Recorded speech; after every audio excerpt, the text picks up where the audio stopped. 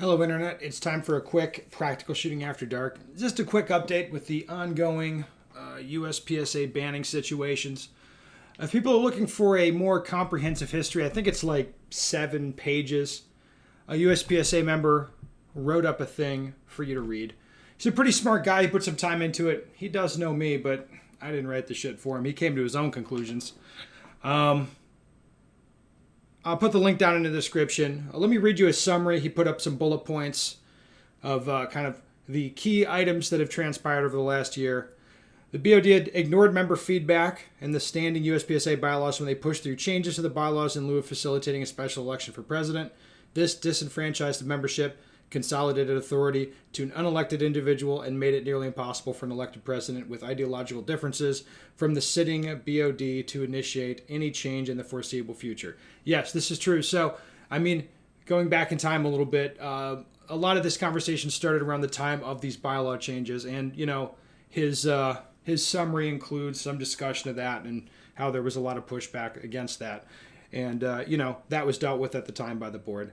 The next bullet point, the BOD fails to address matters of competitive equity, which should be central to the mission of the organization. Next bullet point, following an ignorant, at best, decision to select a Nationals host in a state with magazine restriction, the BOD misinformed members about the law, condoned illegal acts, and jeopardized the organization's status as a tax-exempt charitable or corporation. As far as I can tell, this is true. I'm not an expert on the tax situation, but a few people involved in these conversations seem to be, and they think that the knowing law violation related to the Cameo situation, that was a big problem. Next bullet point. When vocal members protested the decisions of the BOD responded by issuing suspensions in a manner that suggests an effort to silence dissent. I would say so. And I would also say it kind of did act in kind of as a cabal. So they discussed behind closed doors a named list of individuals. This is my information. I think it's accurate. And then they have a prearranged agreement. They're just going to vote unanimously during the minuted part of the meeting. So they'll have a unanimous vote that they put up to present a united front. I mean, what kind of process is that? I mean, it was obviously a coordinated situation, what they did. I mean, that's just my commentary, not this members. Anyway, next bullet point, members of the BOD are not fulfilling their fiduciary duty, a requirement of their service to the organization, through their negligence, decision-making, and reckless tolerance of a particular employee whose conduct borders on criminal behavior. Yeah, so that's his summary. He's got, this thing's making the rounds. I thought it was pretty well put together, and it's a pretty good summary of, the issues that a lot of us have.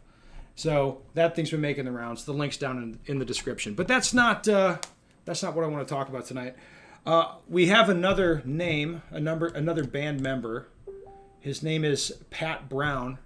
A lot of people know him. He's from the Midwest. He's a really nice guy. I think the best way to talk about how Pat got banned is we'll tell a story. This dude's been around for a few years. Whatever. He's been around for a while. I think he's a CRO. He's pretty helpful. He's a smart dude. He's an accountant by trade. And he did things, I guess you'd say, the right way. So when a lot of discussions fired up, he took a look at the financials for the organization. At least that's what I could tell. I was watching this from afar. He was just some guy that went to the in-person meeting that was live streamed, I think, last year. And I watched his interactions. And he had a bunch of really specific and technical questions for the board regarding the financial stuff. And they didn't really seem to know what the fuck was going on. But he, had some specific questions and some specific concerns, and they kind of blew him off. I don't really think they understood what he was talking about. And honestly, I'll say this. Ted was nasty. The Area 8 director, he was nasty to Pat. He was. Very nasty. And then a few months later, kind of time goes on. I think a lot of things happened in the background. I think there was meetings and calls in person. At least this is what I can tell from posts after the fact. And a lot of, I saw some online interaction where some BOCs were upset, like Pat wasn't following the correct rules of interaction. Like he has to call someone on the phone and then have a bunch of discussions with people before he criticizes them on the internet or whatever the rules are for these people. Like, I don't know. Dealing with the BOCs, it's like dealing with gremlins. There's a bunch of rules you need to follow. It's designed to prevent you from really having a real discussion about anything. At least that's as far as I could tell. Some of my friends call this practice semantic judo. You never really get to discuss actual issues. Anyway, during this time, I saw Pat get into it with Ted's Goons on Facebook.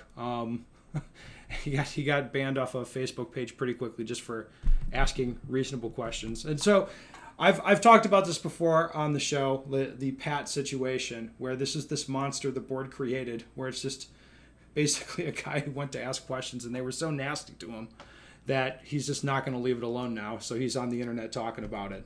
And anyway, after some discussion, so Pat ramps up his rhetoric, and a lot of things have happened in the last year. A lot of things have come to light. A lot of things have been talked about as far as financial issues with the organization, Cameo, all of these sorts of things. And where Pat got to in his online rhetoric was he's talking about independent investigations and having the board resign and get a special master, so get a lawyer to oversee new elections, for the organization. That kind of stuff, because that would be a way to, I think the thinking is that if the whole board resigns, that would kind of get them on a hot water regarding the tax exempt status. I don't know how that works, but I think that's the thinking. Anyway, when the talk got like that, boom, the ban hammer came down on all of us, I should say.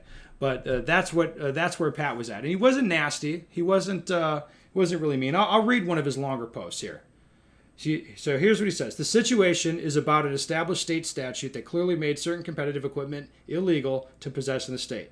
It is about the fact that the board of directors and management became aware of the legal issues and the decisions they made after they became aware of the state statute. The organization's leadership and management failed to do their due diligence in the months, in years leading up to this unfortunate fiasco. The leadership of the organization has confirmed by subsequent actions taken that they knew possession of certain competitive equipment was illegal in the state. And this is true, by the way. And since this post, some emails have surfaced showing they totally understood the law. When the public face that they were putting out was different. Anyway, that's just my commentary. He said they presented false narratives to the membership to encourage, suggest, and promote members ignore the law and participate regardless of the statute. They also attempted to avoid any legal fallout by a last-minute addition to the match waiver. The last-minute addition of the waiver was presented to competitors after they had already arrived in the state. The organization has since moved future events from Colorado venue to the CMP venue. They have also engaged in a narrative to deflect their responsibility for the events that have occurred and are suggesting this is somehow the entire fault of anti-2A organizations and a so far unsupported suggestion that the members are responsible, and so on. This is a pretty representative sample of his posts. He's persistent, and this is the type of stuff he says. And for this, he got the suspension letter, as they say, with the ban hammer is what I would call it. Because once you get the suspension letter, it's in their hands. They're going to do whatever they're going to do. So that's what's going on with Pat Brown getting banned. The interesting thing is Pat doesn't shoot. He's a CRO and he's helpful and everything, but he doesn't shoot. His kids shoot. So Sherwin must have been aware at the time they issued the suspension letter that Pat's the chaperone for his kids when he's at matches. Sherwin must have known this because it says very clearly, hey, you're not allowed to attend matches in any capacity, which means without him, his kids aren't attending matches. They're going to have to figure something out. I don't know. This is nasty. These guys, they really don't like Pat because he sees right through them, I think. He understands financially what's going on. I mean, if you read his posts, he tells a story of an organization that's been a shit show for the last 6 years. They've gone from, he'll say things like, hey, they've gone from making $300,000 a year to making nothing. So even losing the tax-exempt status wouldn't make any difference because they're not making any money anyway. That's the kind of stuff he says, and I think it really upsets them. I think it does. But then they do this, and I think they know who it's hurting. It's not hurting Pat. It's not hurting Pat. It's hurting his kids. And one of them's actually junior national champion. I mean, the situation is crazy. It's very mean what these people are doing. It's very mean. But anyway, that's the current update. I should tell you there's a lot more. There's a lot more fun stuff coming. A lot more fun